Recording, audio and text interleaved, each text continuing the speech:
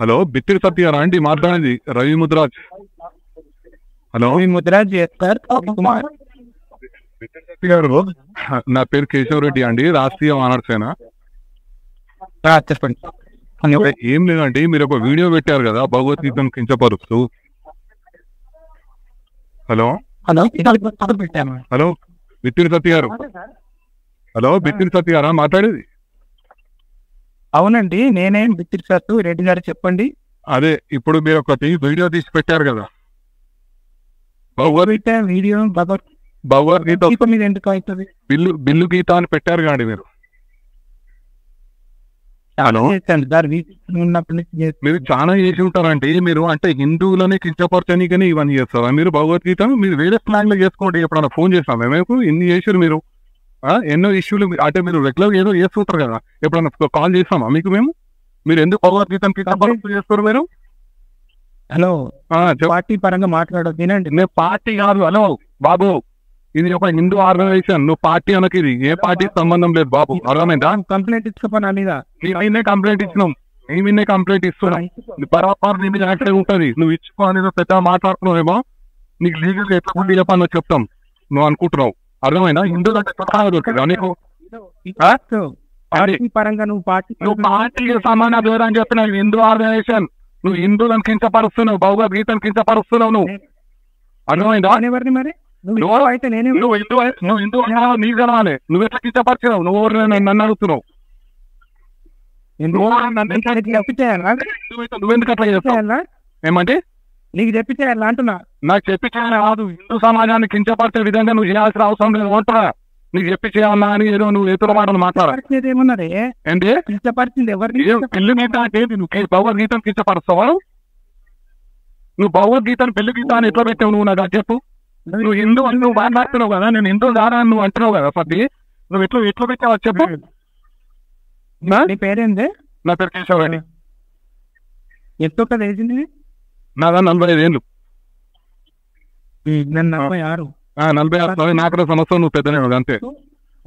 కానీ హిందువులను ఒక నిమిషం, హిందువులను గౌరవించే విధంగా ఉంటూ నువ్వేం చేసుకో. నువ్వు అన్ని పడతానా ఒకటి గుర్తుపెట్టు. ఒక నిమిషం సత్యారు, ఒక నిమిషం చెప్తున్నా. మరి నాకేం అదే కదా. ఏంటి నీకు నచ్చలేదుగా?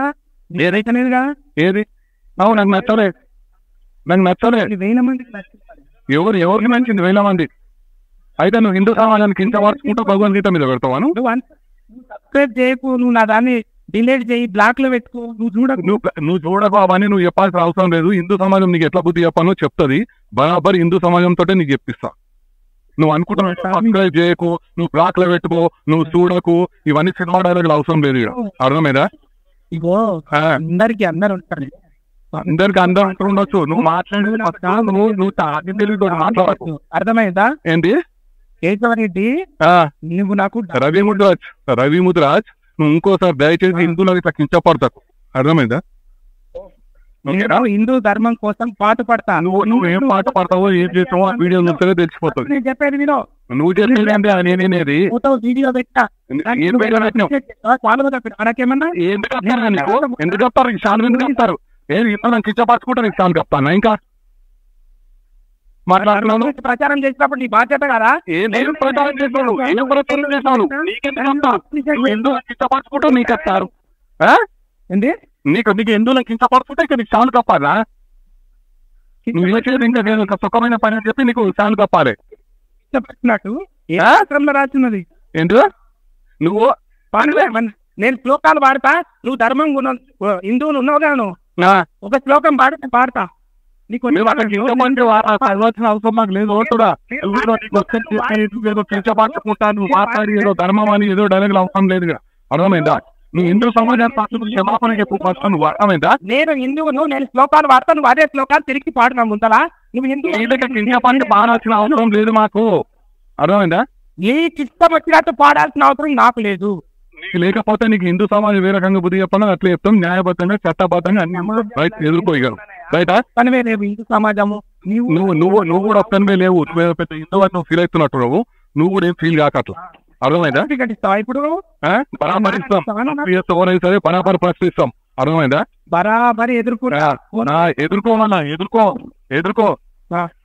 ఎదుర్కో రైట్ ఎదుర్కో. మా వీడియో మీకు నచ్చినట్లయితే please like, share and subscribe.